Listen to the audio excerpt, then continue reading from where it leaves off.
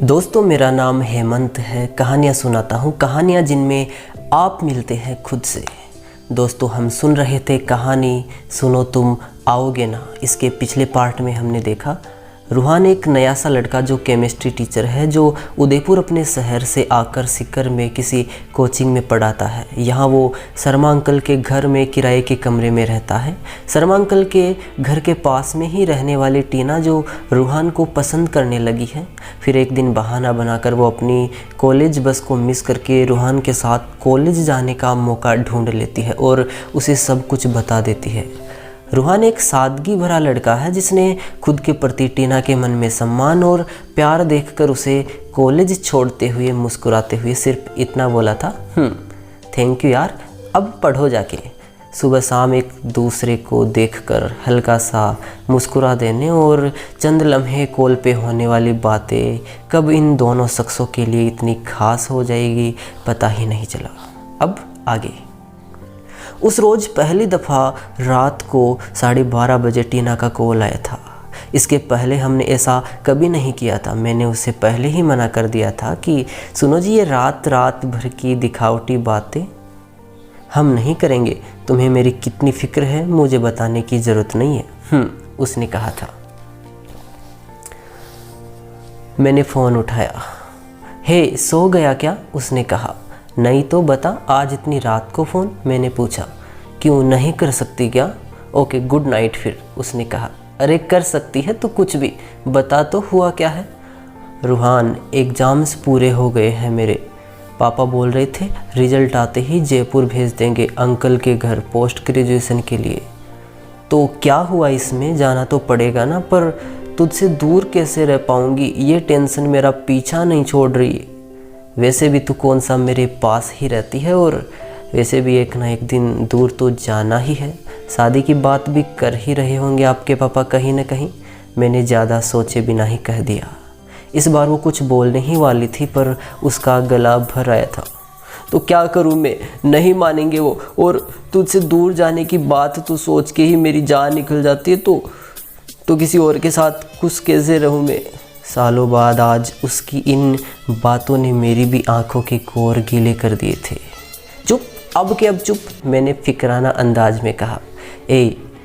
जब ये सब होगा तब देखा जाएगा, अभी तो जयपुर जा और पढ़ाई कर। गुड नाइट है ना, सो जा, मैंने कह के कॉल काट दिया।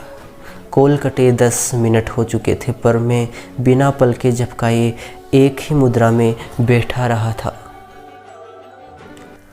टीना के पापा की आवाज़ें मेरे कानों में गूंजने लगी। उन्होंने कल शाम को ही मुझसे कहा था, अरे बेटा रूहान, तुझसे कुछ बात करनी थी। बेटा, अपनी टीना के लिए कोई अच्छा लड़का नज़रों में हो तो बताना। जी अंकल, मैंने दिल पे पत्थर रखे ये लफ्ज़ कहे थे।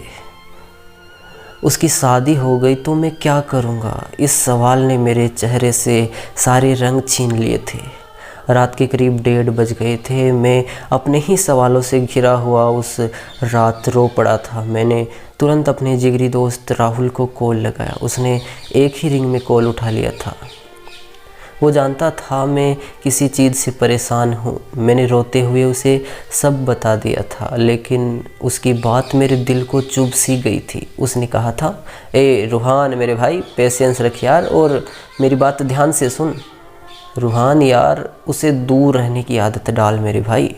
उसकी इंगेजमेंट हो गई और ठीक सा केयर करने वाला बंदा मिल गया तो वो कुछ दिनों बाद ही तुझे पहचानने से भी मना कर देगी। और ये उसकी कमी नहीं है, लड़कियां ऐसे ही होती है। पर तू बर्बाद हो जाएगा मेरे भाई। जो चीज़ अपनी हो ही नहीं उसके पीछे भागने और रोने से क्या फ़ायदा यार। और सच बताऊं तो यार, ऐसी चीज़ों से फ़र्क उन्हें ही पड़ता है जो दिल के सच्चे होते हैं। बाकियों के लिए ये सिर्फ टाइम पास है। मैं कुछ देर खामोश रहा, फिर बिना कुछ बोले फ़ोन काट दिया। मैं सो तो गया था पर नींद मेरी आंखों से अब भी कोसों दूर थी।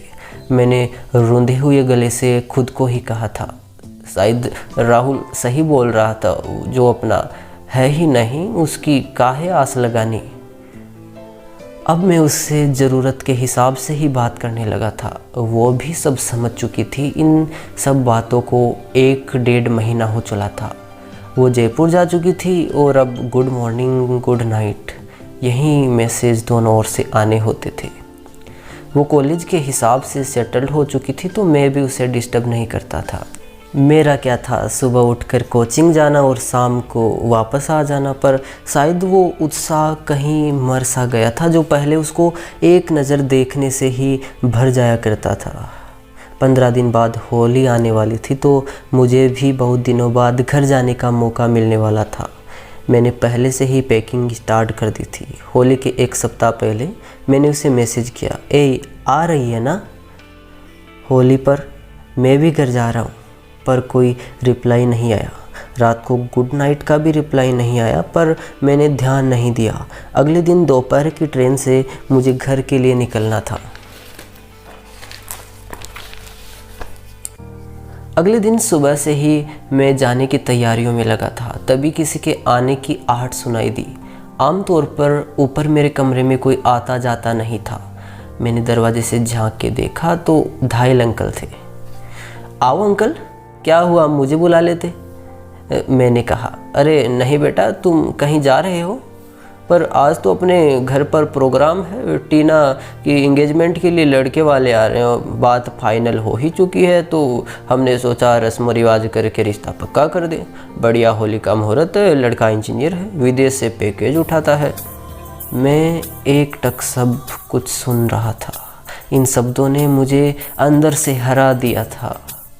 क्या हुआ बेटा, तुम आ रहे हो ना? हाँ अंकल, क्यों नहीं, मैंने कहा। वो जा चुके थे। मैं ज़मीन पर बैठ गया। आंखों से जितने से लाभ बहने थे मैंने पहले ही बहा दिए। 11 बजे वहाँ जाना भी तो था। पर गिफ्ट क्या दूँ? मैंने एक गिफ्ट पैक किया और चला गया। उसने मुझे देखते ही नज़रें फेर ली थी, पर आंखों के गीले कोर मुझसे छुप नहीं पाए थे।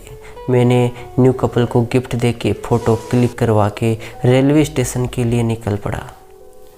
हर बार जब यहाँ से उदयपुर जाता था तो लगता था शायद कुछ पीछे छूट रहा है, पर आज यहाँ से इस प्रकार चले जा रहा था जैसे फिर कभी दोबारा यहाँ नहीं आना था।